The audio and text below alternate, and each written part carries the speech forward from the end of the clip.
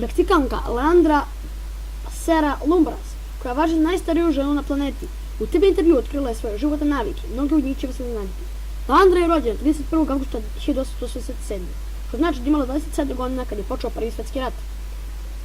Već je bila penzioner kada je kraljica Elizabeta stupila na presto, a čak 82 godine kada je čovjek prvi put ušao na mesec. Nažalost, njen datum rođenja ne može se potvrdi da je rodni list izgubila pre 40 godina.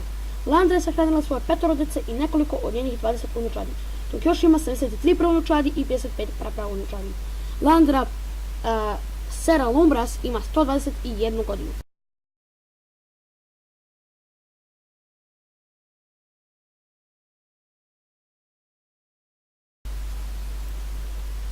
Iako ima 21 godinu, Joti Amge je visoka koliko je i tromesečna beba, 62,8 cm. Ušla je u Guinnessovu knjigu rekorda i pokušava se probije u svetu filma.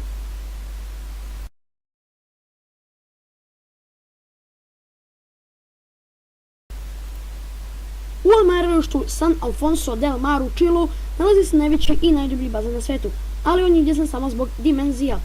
Najveći bazen na svetu nalazi se u čilanskom gradu Algarrobo.